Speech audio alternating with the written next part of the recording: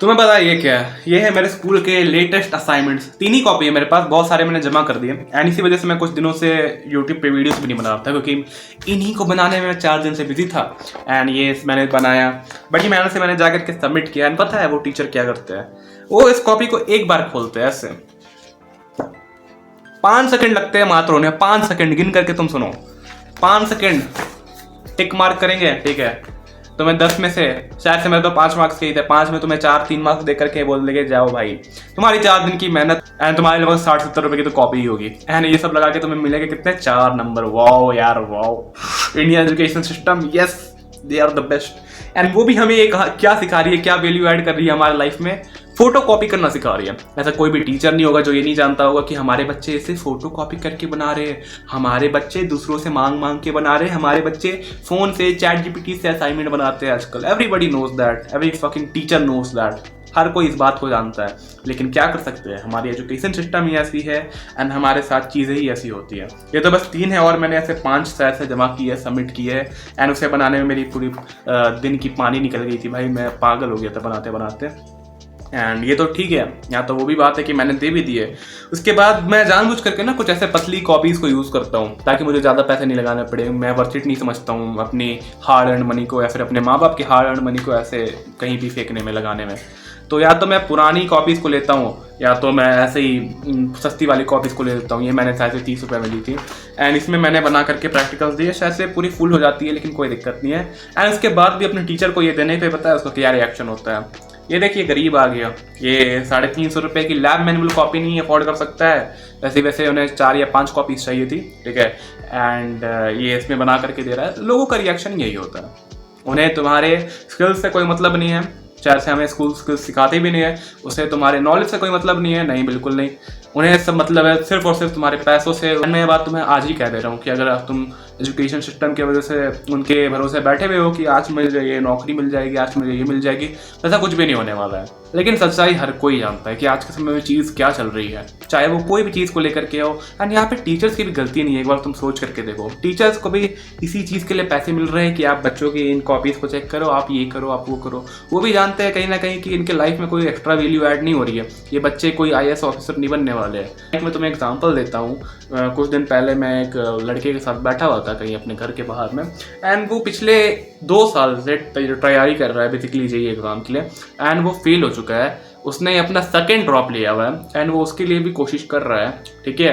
And वो मुझे बैठ करके एक अच्छा मोटिवेशन दे रहा था। बेसिकली मैं पूछ रहा था उससे कि भाई कुछ चीज़ बता दे जो कि मतलब ऐसे ही पढ़ाई से रिलेटेड मैं पूछ रहा था। उसने पता है मुझे क्या बताया?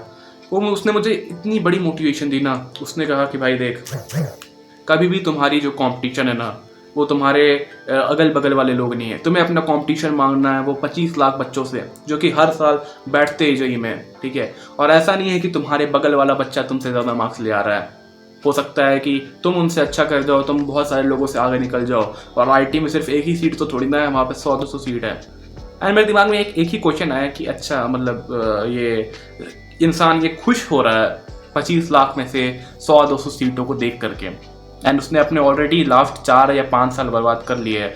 शायद से वो क्लास 10th के बाद से ही प्रिपरेशन कर रहा था उसकी। एंड पर्सनली मैं उसे जानता हूँ तो वो बहुत अच्छा इंसान है, बहुत मेहनत करता है, स्टार्टिंग से पढ़ाई में भी अच्छा था। और मैं जब उसे देखता हूँ इस तरीके से मुझे बहुत बुरा लगता है कि अब वो क्या करेगा अगर उसका इस बार नहीं निकला तो वो तो उसका लास्ट अटेम्प्ट हो गया।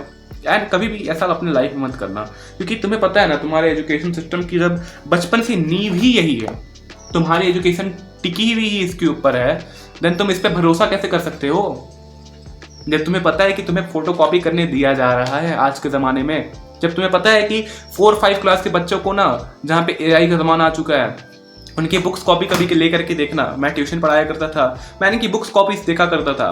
उन्हें पता है क्या पढ़ाया जाता है? उन्हें पढ़ाया जाता है MS word, MS paint, PowerPoint, ये पढ़ाया जा रहा है उन्हें। पावर पॉइंट भी तो फिर भी बहुत अच्छे लोग पढ़ा देते हैं, MS पेंट से ऊपर तो मैंने देखा ही नहीं है। ज़्यादा से ज़्यादा ऊपर गया तो स्क्रैच, उसके ऊपर तो तुम्हें कुछ देखने को ही नहीं मिलेगा। ये मैक्सिमम हाइट है इंडियन एजुकेशन सिस्टम की।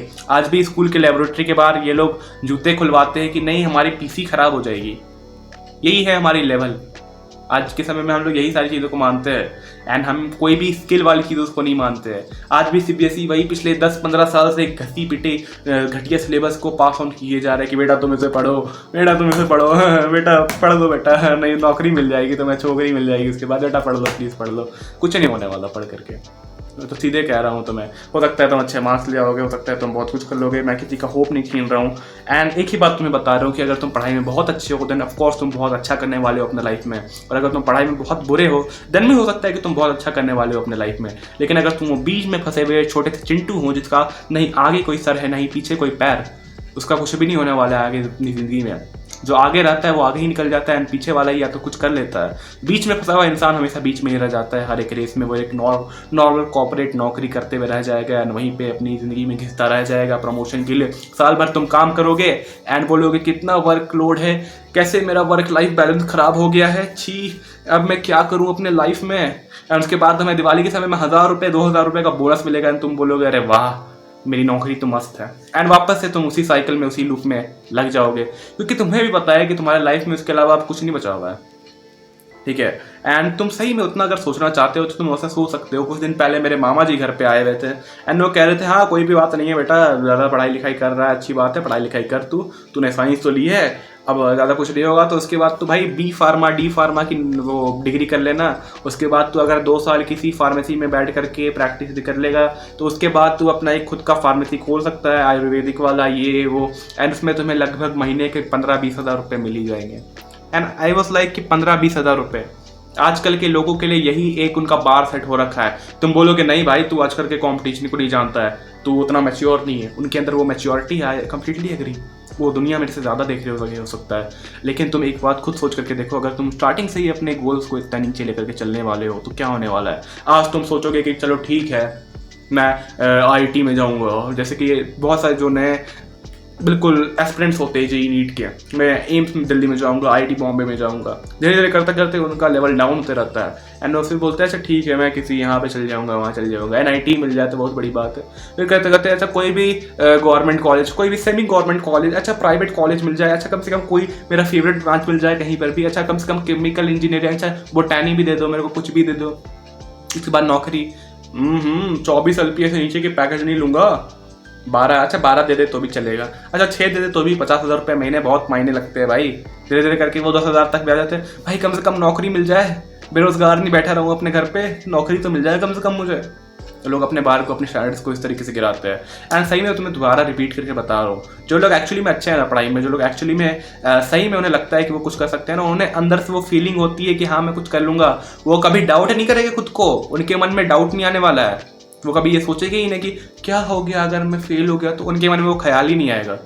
जो एक्चुअली में उस चीज़ के लिए बने हो गए उनके अंदर वो कभी ख्याल नहीं रहेगा, उनके अंदर वो कभी सेल्फ डाउट आ ही नहीं सकता है।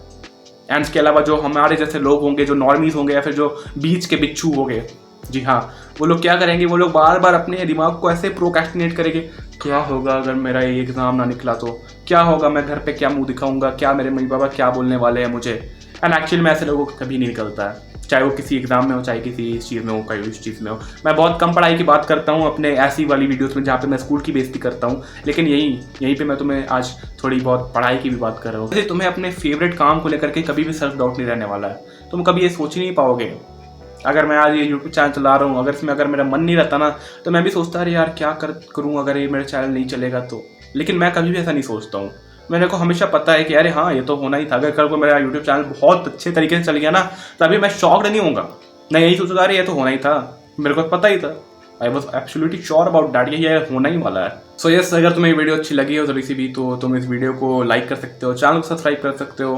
मैं मिलता है ऐसे कॉन्टेक्ट वीडियो में, और अगर बाद में तुम्हें कोई वीडियोस अच्छी नहीं लगती है देन तुम सब्सक्राइब भी कर सकते हो, इट्स कंप्लीट योर चॉइस यार। Goodbye, thank you.